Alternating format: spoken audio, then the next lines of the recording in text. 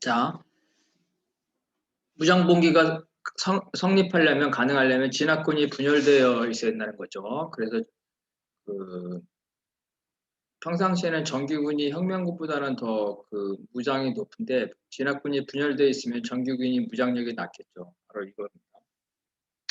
그 진압군을 어떻게 정규군을 어떻게 분열시키냐. 가장 중요한 게 바리케이트, 도시의 시가전이라는 거죠.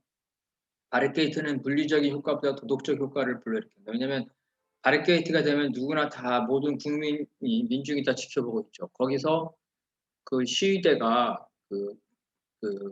처참하게 잔인하게 진압당하면 패배하면 유혈사태가 벌어지면 민중들이 흥분하겠죠. 그리고 진압군들도 그걸 보고 마음이 흔들린단 말이에요. 정규군이.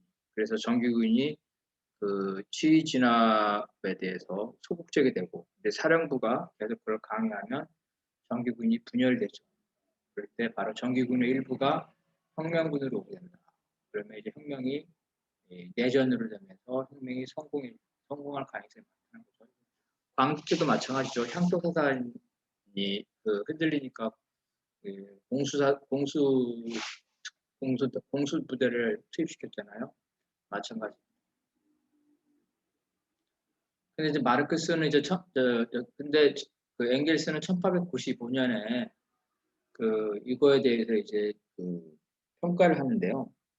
바리케이트 앞에 진압 군대 정규군이 흔들리는 이유가 있어. 그 정규군이 동네 사람이에요. 동네 사람.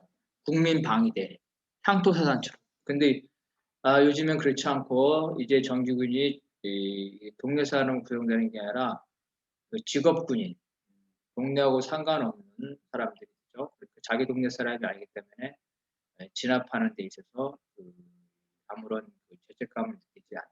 그래서 엥겔스가 1895년에 뭐라고 말하냐면 지금 제정신이 바뀐 혁명가라면 노동자 밀집 지역에서 바리케이트 전을 하지는 않을 것이다 이렇게 말했어요. 그러니까 이런 바리케이트라는 게 오늘날에는 적절하지 않지만 그 취지, 숨은 뜻은 여전히 유효하다는 거예요. 무슨 말이냐면 꼭 바리케이트가 아니라 하더라도 진압에 소극적이고 진압군의 일부가 진압을 거부하면은 내전 상태가 되면 혁명에 성공할 수 있다는 거예요. 이미 우리 역사에도 그랬죠. 대구 봉기도 마찬가지로 진압군 일부가 진압을 거부했죠. 그래서 봉기가 된 거고 여순도 마찬가지죠. 그리고 제주 4.3도 마찬가지고 무리한 진압을 하면서 민중을 학살하라면 진압군이 반발한다는 거예요.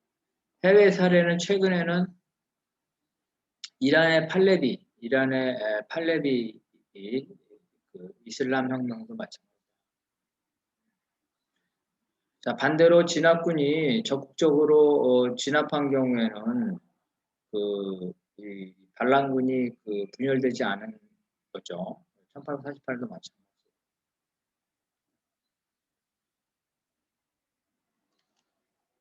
똑같은 일이 반복됩니다. 파리에서만 그런 게 아니라 베를린에서도 그랬어요. 베를린에서도 진압군이 탈진과 식량 부족 그리고 이제 살상 명령에 대한 부담이 된 거죠. 1848년 2월 혁명도 역시 마찬가지다. 내부 분열에 빠졌기 때문에. 1871년 파리코미 탄생이 가능한 것도 마찬가지다. 정규군이 농성적인 국민군의 대포를 뺏으러 갔는데 이 대포는 민중들이 헌금한 돈으로 만든 겁니다. 그래서 민중들이 대표를 못 뽑게 하니까 정규군에게 민중들을 사살하라는 명령이 내려지죠. 그러니까 오히려 하급 장교와 하사관이 그 명령을 내리는 장군을 사살하고 민중의 편에서 그래서 이게 파리꼬밈이 시작되는 겁니다.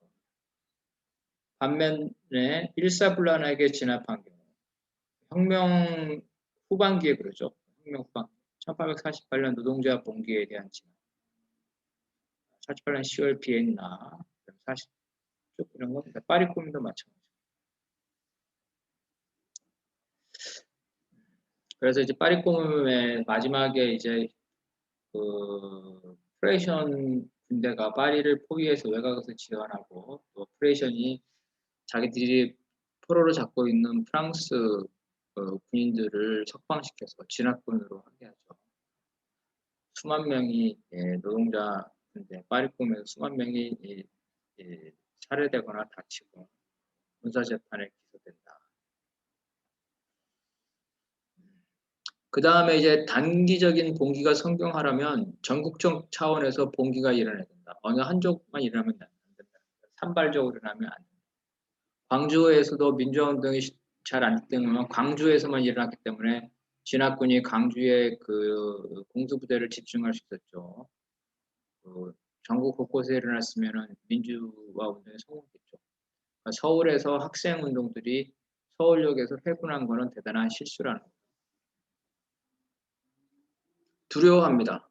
학생이나 부르주아들은 전국적인 투쟁이 확산될 때 두려워해요. 그래서 그 전국적인 투쟁을 접으려고 하고 힘을 빼려고 합니다. 서울역 해군이 바로 이제 그런 건데 이 시절에도 마르크스 시절에도 똑같은 겁니다.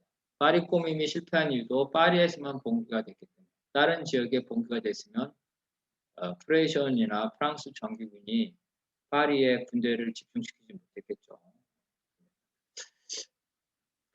파리 꼬뮌에 파리가 다른 데도 꼬뮌을 만들려고 했어요. 근데 그걸 못하게끔 파리를 봉쇄했죠. 프레이션 국대와 그 프랑스 정부. 광주도 마찬가지죠. 광주의 민주화 운동이 무장 민주화 운동이 확산되지 못하도록 광주를 봉쇄해서 군인들이 매복을 해가지고 광주로 나가려는 차량을 해서 공격을 하잖아요. 똑같다 혁명은 실질적으로 이러한 것들이다. 그리고 이제 그 혁명은 산발적이지만 혁명을 진압하는 거는 산발적이가 아니고 집중적이라 그랬죠. 더군다나 국제적이다. 러시아 혁명도 백군이 그 1차 대전 중임에도 불구하고 독일 쪽이라든가 미국 쪽이라든가 전부 다그 백군들이 있었죠. 파리 꼬멘트도 프레이션과 프랑스 그래서 국제 세력이 연합을 해가지고 진압을 한다는 거예요. 그래서 혁명은 산발적이면 안 된다. 진압이 집중적인데 혁명이 산발을 되면 안 되죠. 전국적 차원에서 봉기를 해야지만 가능합니다. 넷째, 노동자가 고립되면 안 된다. 그죠? 농민이나 경우에 따라 룸펜 프레타까지 해서 중간층까지 혁명의 끈으로 가져와가지고 다수자의 혁명이 돼야 된다. 소수자만 무장봉기하면 안 되죠. 총 드는 사람은 소수라더라도 다수의 인민들이 이걸 지지해 줘야 됩니다. 노동자가 고립되면 1848년 파리 노동자 봉기처럼 진압이 된다는 거죠. 심지어 이 노동자 봉기를 진압하는 데는 룸펜 프레트라 성직자, 농민, 자영업자까지 가담했다는 거예요. 그래서 철저하게 패배를 했다.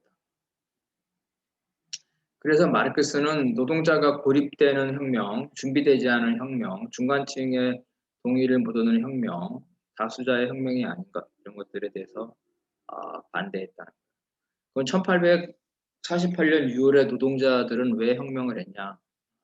혁명을 할 수밖에 봉기를 할 수밖에 없어요. 조직된 봉기가 아니라 노동자들이 월급을 받고 살았던 국가공장을 폐쇄하기 때문에 국가공장에 일했던 노동자들, 특히 이제 무기를 가지고 있었던 그 국민방위대 소속의 노동자들은 봉기를 강요당했다는 거예요.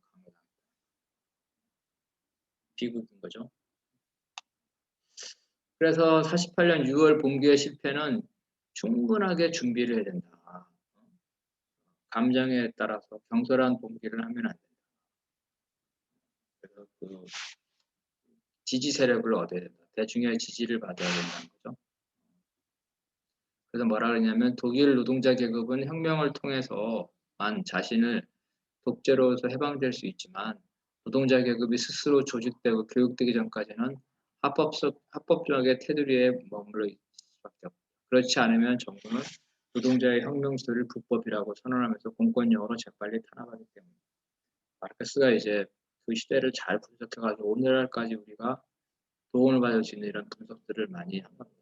똑같은 분석을 1870년 파리 꾸민 직전에 똑같이 합니다. 뭐라고 그러냐면 파리가 프레이션에 포위되고 있는 상황에서 프랑스 정부를 전복하려는 파리만의 봉기에 대해서 우려를 표했어요. 그래서 파리 꾸미면 애외적인 조건에서 한 도시의 반란일 뿐이고 민중 전체에게 있어서는 베리샤유, 그러니까 프랑스 정부 자체를 타도해야 된다는 거죠. 그러지 못할 경우에는 파리가 고립되어 있을 경우는 봉기보다는 타협하는 것이 아주 냉철한 반동 세력이 아직 막강한 힘을 가지고 있고 더군다나 프레이션이라는 군대가 지켜주고 있기 때문에 그렇다는 거죠. 엥겔스 역시 그 프레이션 독일 군대가 있기 때문에 이들에게 진압돼서 혁명은 20년 정도로 후퇴할 것이다. 그 독일군이 있는데 프랑스 내에서 시민전쟁, 내전을 벌이면 노동자는 고립될 것이라는 거예요.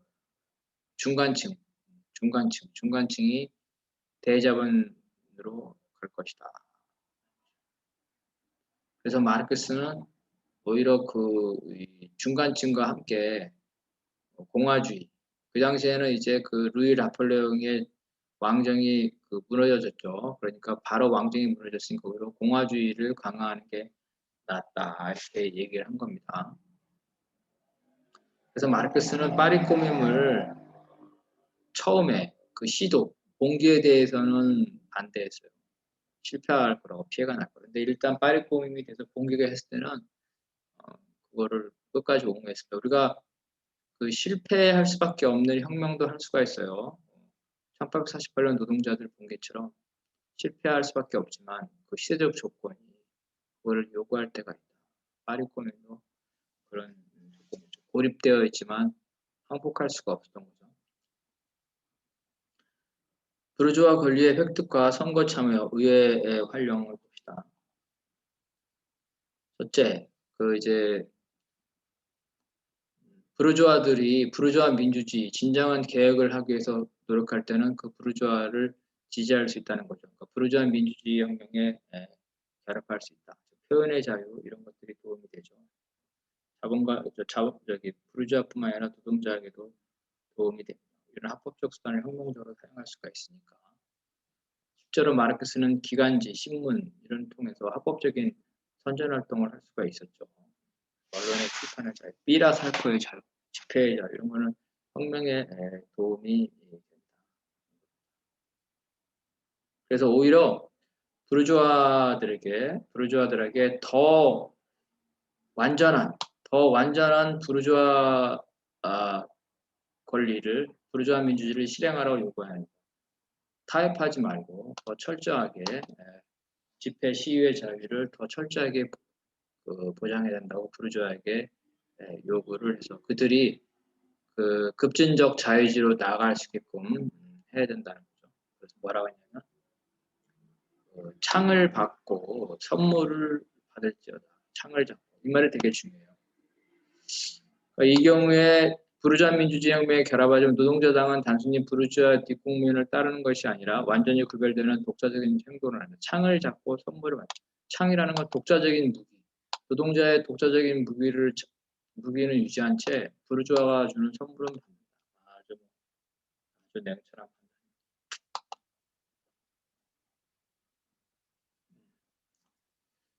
그래서 1871년에도 역시 이제 비슷한 거를 엥겔스가 얘기합니다. 노동계급의 정치적 행동에 대해서. 그래서 이제 기본적으로 노동자를 교환하는 수단, 부르주아 민주주의가 유리하다는 거죠. 그것은 우리의 무기다. 근데 부르주아 민주주의를 용인한다는 거죠. 부르주아 민주주의 혁명에 가고 부르주아들을 사안별로 연대한다 해서 그 부르주아 정권을 승인하는 건 아니다.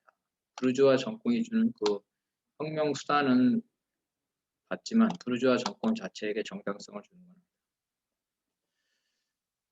두 번째는 이제 선거와 같은 정치 무대를 포기하는 거는 투쟁을 포기하는 거다.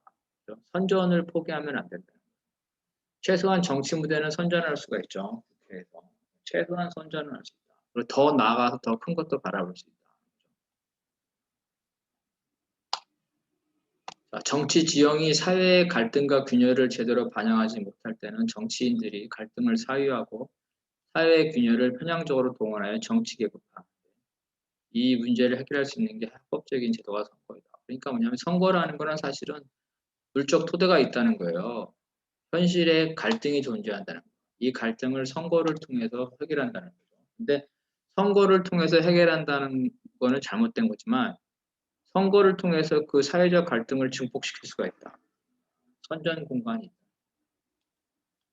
그래서 이 보통선거제를 마르크스도 역시 똑같이 주장을 했습니다. 노동자가 투표권을 가지고 있어야 된다는 거죠. 그래서 독일에서도 이 투표권 투쟁을 위해서 계속 노력했고 영국에서도 투표권 투쟁을 위해서 계속 노력을 했습니다. 그래서 국가적인 정당을 가지고 의회에 진출을 해서 최소한 의회에서 그 선전활동, 혁명적인 선전활동을 하고 더 나아가서 더 조건이 있을 때는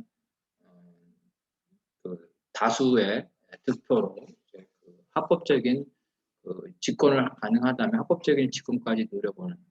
근데 이제 통상적으로 이제 부르주아 선거를 통해서 합법적인 집권은 어렵지만 대외적인 조건에서 가능하다면 그걸 굳이 거부할 필요는 없다. 그래서 보통 선거가 이제 과거에는 도입되지 않았기 때문에 소수자의 신분 선거는 기만해서 했지만 이제 보통 선거가 되면서 해방의 도구로 따라서 보통 선거를 중요합니다. 다만 루이 라플랭이나 히틀러에 보더라도 보통 선거 자체가 혁명을 보장하거나 민주주의를 보장하는 건 아니고 오히려 독재 시절을 합법화시킬 수가 있다. 그래서 의회를 의회를 전념한 의회주의도 반대했지만 의회 참여나 선거 참여를 반대하는 독자주의도 반대했다. 의회를 활용 공간으로 받았다. 영국에서 아까 말했죠. 영국, 미국에 대해서 평화적인 이행까지도 가능하다. 다만 궁극적으로는 무력이 필요할 수 있다. 선거는 양날의 칼이다. 양날의 칼. 자본가가 칼을 쓴다고 해서 자본가가 무기를 쓴다고 해서 노동자가 무기를 포기할 필요는 없죠. 자본가가 선거를 활용한다고 해서 노동자가 선거를 포기할 필요는 없다. 그래서 엥겔스는 1895년에 보통 선거가 된 조건에서 1895년 그다음에 독일 3인당이 제1당이 됐어요. 이 선거가 보통 선거가 일반화된 조건에서 보통 선거가 일반화되면 무장 활동을 기본적인 투쟁 수단으로 해서는 안 된다는 거예요. 보통 선거가 일반화돼서 모든 정치가 이 의회를 통해서 선거를 통해서 얘기되는데 선거를 거부하고 무장혁명을 여전히 주장하는 겁니다. 경우에 따라서 무장혁명이 가능하겠지만 이제는 그 행동의 중심이 통상적으로 무장혁명이 될 수가 없다. 마르크스, 엥겔스와 똑같은 입장이었어요. 후년에 말년에는 마르크스의 제자인 베벨과 리프크네프트가 의회에 진출했는데 의회 활동에 대해서 많은 평가를 합니다. 의회 내 활동이 과거의 출판물과 집회를 통해서 했던 것보다 훨씬 더 강력한 영향을 선전활동이 잘 되고 있다는 거죠. 그러다 오늘은 사회주의 진화법이 있을 는 의회 활동, 사회주의 의회 활동이 힘들었는데 그게 폐지됨으로써 독일 3인당이 급속한 성장을 하게 됩니다.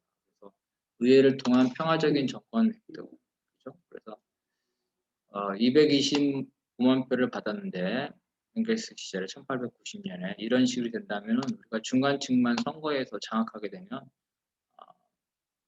합법적으로 집권할 가능성이. 다만 뭐라 그랬어요? 집권을 유지하려면 무력이 필요하다 그랬죠. 항상 반동은 무력 책동을 하기 때문에. 그래서 이제 선거를 하면 일단 인민 대중과 접촉할 수 있죠. 모든 게 지금도 마찬가지죠. 국회 활동, 정치 활동에 뭐 거리에서 이루어지는 것보다도 국회나 정당을 통해서 이루어지잖아요. 국회와 정당을 포기할 수는 없다는 거죠. 그 당시에도 마찬가지로. 더군다나 연설을 합법적으로 할 수 있다. 리프레프트, 베베리 이런 걸 많이 했습니다. 그래서 혁명가 이며 체제 전복자인 우리는 비합법 수단과 전복 수단보다는 현재 합법적 수단이 훨씬 번창하고 있다. 현실을 인정합니다. 그래서 마르크스도 이미 1848년에 보통 선거가 되지 않았을 때 제한 선거일 때도 불구하고 혁명 시기에는 노동자 후보를 추천할 필요가 있다고. 1848년에 노동자연맹위원회에서 마르크스가 의회에 참여한다. 자유주의자들이 의회에 참여하는 것에 찬성한다. 그러니까 1848년이니까 제한 선거죠. 그러다 보니까 노동자들이 의회에 진출할 수가 없어요. 소부르주아들은 의회에 진출했었는데 그 당시에 의회를 통해서 혁명이 성공할 수는 없겠죠. 그렇지만 의회에서 부르주아 민주주의를 쟁취할 수 있고 의회에서 선전 활동이 가능하기 때문에 의회에 참여하는 것 자체는 반대하지 않습니다. 의회에 참여에 찬성한다는 게 의회를 통한 혁명만을 의미한다는 건 아니죠. 그래서 공산당 선언에서 보통선거, 노동자의 투표권을 최우선의 임무로 하나 했다. 독일 공산당의 요구에서도 마찬가지예요. 그래서 마르크스도 이 선거를 절대로 부정하지 않습니다. 레닌의 러시아는 좀 다르죠. 러시아에는 아주 독재, 파쇼가 아주 강한 데서 보통선거라는 거는 레닌의 입장에서는 도입될 수 없는 불가능한 거였죠. 러시아에서는 좀 다르다는 겁니다. 그래서 그러한 입장을 공산주의 동맹의 중앙위원회 입장으로 제출했다. 노동자도 이 후보를 할 수 있다. 그리고 유급제로 해야 된다. 왜? 노동자가 정치를 하려면 돈이 있어야 되죠. 그래서 무급을 하면 돈 있는 부르주아만 정치인이 될 수가 있어요. 그래서 유급제로 해야 된다. 자기 후보를 내서 독자성을 유지하고 선전선동을 한다. 공공연하게. 또한 뭐라 그럴까? 인민들은 노동자 후보를 내세우는 게 민주 세력을 분열시키고 반동에게 승리를 가져온다는 부르주아 속아서는데 똑같은 말이에요. 지금이랑. 노동자, 진보정당이 후보를 내면 후보가 많아져가지고 보수가 집권한다. 그러니까 내면 안 된다. 결국은 자기네들을 밀어달라. 그런 말에 속으면 안 된다. 마르크스가 그렇게 얘기했다는 거예요.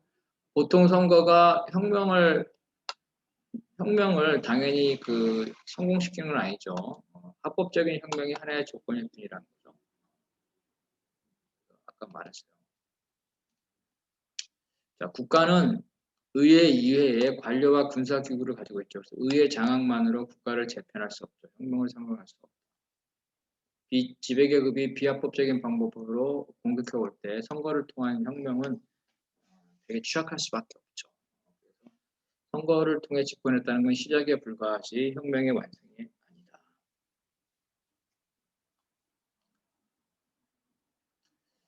그래서 이제 마르크스는 공산주의자 요구에서도 1848년에 유럽 전체에 보통선거권을 주장했다. 그 당시에 이미 영국에서는 차티스트 운동이 중심이었어요. 다른 점이 뭐냐면 영국은 이미 부르주아 민주주의를 달성했기 때문에 영국 노동계급의 입장에서는 노동조합도 활성화되고 보통 선거권만 확보되면 자기들이 어떤 정권에 접근할 수 있다고 생각했어요. 그래서 영국에서는 이 당시에 보통 선거권 획득 운동이 주요 운동이었고 유럽에서는 프랑스에서는 주요가 아니라 보조적인 거였어요. 보조. 막스가 이걸 주요 운동으로 한 건데 영국의 상황과 독일의 상황이 달라요. 영국에서는 선거권 확대 운동이 주요한 운동이었고 독일에서는 부차적인 운동. 그래서 마르크스는 보통 선거권을 중요시 여겼지만 환상에 대해서는 경계를 했다는 거죠. 독일에서 1866년에 최초의 보통선거가 실시됩니다. 그래서 정치투쟁이 가능합니다. 자, 부르주아 국가기구들이 노동계급에게 부르주아 계급과 투쟁할 수 있는 보다 많은 기회를 제공한다는 것이 밝혀졌다. 국가는 폐지해야 되는데 당장 폐지하는 게 아니라 혁명이 되면은 부르주아 국가 기구를 무조건 다 없애는 게 아니라 그거를 노동자를 위한 기구, 노동자 국가로 만들어낸다는 얘기예요. 국가는 원래는 폐지돼야 되지만. 그래서 자본과 국가를 그대로 놔두고 관료제와 상비군을 그대로 놔두고 그거를 노동자가 활용할 수 있다는 생각은 잘못된 생각이에요. 관료제 자체를 폐지해야죠. 노동자의 종, 노동자의 종, 노동자를 위한 새로운 공공 서비스, 그거를 파리코임도 그렇게 말했습니다. 군대도 노동자 군대로 바꿔버려야 된다. 국가는, 자본국가는 재사용할 수가 없다.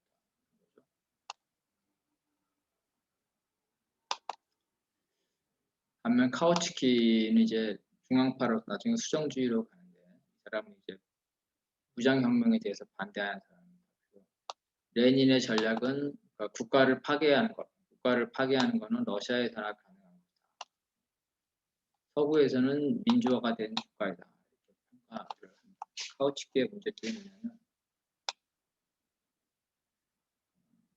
그 무장에 의한 봉기한 혁명이 개념적으로는 가능하다고 보지만 유럽에서는 일어날 수 없는 일이라고. 그게 문제점이에요. 가능성이 이론적인 가능성만 인정, 실천적 가능성은 없어요. 그래서 이제 노동자가 권력을 잡으면 자본가의 폭동, 노예 소유주의 폭동이 있을 수 있기 때문에 자본주의 국가의 무력을 갖다가 노동자를 위한 무력으로 바꿔야 된다. 그래서 국가 자체를 즉시 폐기하는 게 아니라 노동자 국가로 개조해야 된다. 그래서 마르크스도 그 당시에 혁명 당시에 뭐라고 말했냐면 프랑스 혁명에 이게 1793년은 자, 그 인민 주권을 위한 거죠, 그죠? 그래서 로베스피에르 중앙 집권을 실시했는데 약간 로베스피에르가 혁명 독재였는데 이와 같이 노동자가 국가를 잡으면 당분간은 중앙 집권을 실시하면서 혁명 독재를 해야 된다. 국가 자체를 그대로 놔두면 안 된다. 그러면서 이제 국가 자체를 혁명 직후에 빨리 폐지하자는 반권위주의자, 무정부주의자들입니다. 무정부주의자들은 자, 뭐라고 말하냐, 막스가. 국가를 낳은 그 사회 단계를 폐지하기 전에 국가를 먼저 폐지할 걸 요구한다. 국가가 인거는 그 계급 지배 때문에 있는 거죠. 계급 지배가 사라지면 국가가 사라지게 되는데 여전히 계급 지배가 남아있는데 혁명이 되자마자 국가를 없애지 않을 거. 아, 이거는 안 된다는 거죠. 이거는 안 된다는 거죠. 그래서 아직 국가를 혁명 초기에는 반동분자들이 아직도 무력이 있기 때문에 이 반동분자들의 무력을 격파하려면은 역시 그 혁명 세력에도 무력이 필요한데 그러기 위해서는 자본주의 국가가 가지고 있는 무력, 관료나 노동자, 관료나 군대 이 부분을 폐기하는 게 아니라 그 성격을 노동자를 위한 것, 즉 공무원, 관료제도를 폐지하고 노동자를 위한 공복, 그다음에 상비군을 폐지하고 노동자 군대를 만들어야 된다. 파리코임이 실패한 게 바로 그걸 못했다는 거죠. 관료와 상비군을 폐지하고 완전히 노동자 군대를 만들었는데 그걸 가지 못해 정규군을 그대로 놔뒀어요. 이 정규군은 상당수가 공공계급이라든가 자본가에게 충성하는 군대인데 이 군대를 그대로 놔뒀으니까 진화권이 쳐들어갈 때 파리에 있는 정규군이 제대로 대응을 하지 않습니다. 오히려 그 샤보타지를 하게 됩니다. 1871년에 그러한 비극이 1848년 독일에서도 벌어지는데 바덴에서 그런 일이 벌어지죠. 바덴에서 혁명가들이 바덴을 장악해서 공화국으로 선포했는데 그 밑에 있는 정규군들이 샤보타지를 하는 거예요. 과거에 그 봉건 계급에 봉사했던 그러한 군대를 그대로 놔뒀기 때문에. 혁명이 되면 상비군을 인민의 군대로 대체해야 된다. 그래서 그 귀족이라든가 과거의 장교들을 다 교체해야 된다. 물론 괜찮은 장교들은 다시 쓸 수는 있겠지만, 그래서 성직자, 성직자들이 교육을 장악했는데 교육에서 성직자를 쫓아내야 된다는 거죠. 그리고 사법귀족, 재판관들도 다 이렇게 사회주의적으로 바꿔버려야 된다. 국가를 완전히 바꿔야 된다. 독일에서도 바덴에서 이런 걸 실패했기 때문에 무장봉기에도 권력을 잡았지만 나중에 반혁명 세력에 졌다는 거죠. 8초예요. 8초에 똑같은 일이 생깁니다. 27,000명의 혁명군이 있었는데 결국에 혁명에 실패했네요. 왜냐하면 혁명군만 있었고 자기들이 장악한 8.7을 노동자 국가로 만들어야 되는 거죠. 그래서 인민들의 그 지지도 받아야 되고 원래 있었던 군대, 경찰 이런 무력도 활용해야 되는데 그걸 활용을 못했다. 그래서 3번에 걸친 바덴의 봉기가 실패했다는 겁니다. 그래서 군사부뿐만 아니라 정부 전체를 혁명적으로 개조해야 된다. 즉 노동자 국가로 만들어야 된다는 거예요. 노동자 국가로 만들어야 된다.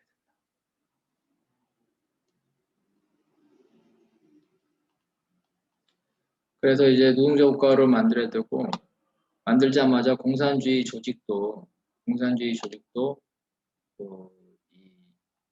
전국에 확산시켜야 되는 거죠. 당도 강화시켜야 되고 군대도 변화시켜야 되고 관료도 변화시켜야 되고 여기는 이미 나온 것들을 결론으로 이제 정리한 겁니다. 지금 나온 것들.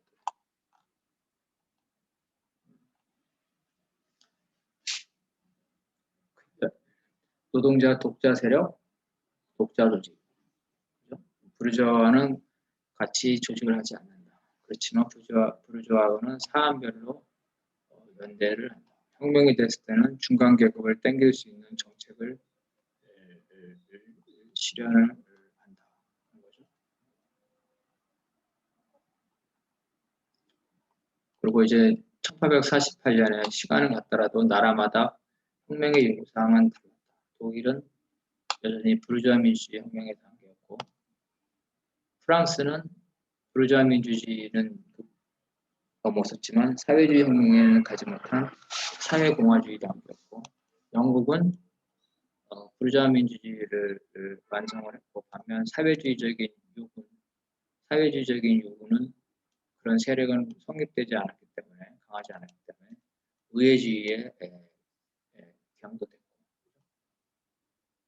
폴란드 같은 나라에서는 다른 나라의 식민지였기 때문에 러시아와 프로이센 사이의 식민지였기 때문에 민족해방운동, 민족해방전쟁이 중요했고 이 민족해방전쟁을 지도하는 것은 봉건 귀족이었죠. 그래서 민족해방전쟁을 지도할 때까지는 봉건 계급이 이 봉건 귀족이 진보적이지만 통일되고 나서는 반동이 되겠죠. 그래서 그거를 민족해방전쟁에 노동자들이 결합을 해야 되지만 통일되고 나서는 공공계급이 반동이 될 것을 생각하고 독자적인 힘을 키워야 된다는 거죠.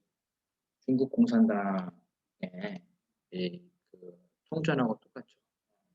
반제 전선을 치지만 그 싸움 속에서 공산당이 더 장개석보다 더 주동력을 갖게 되죠.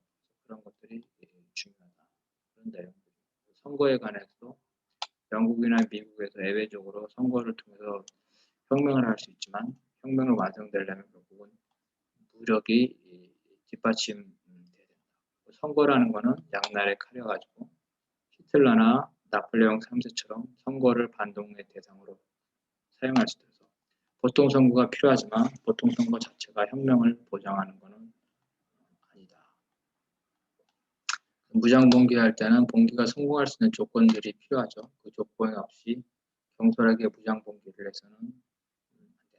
근데 무장봉기가 실패할 수밖에 없는 조건이더라 하더라도 역사적 조건이 실패할 수 없는 봉기를 할 수밖에 없는 그런 불행한 사태가 있다죠.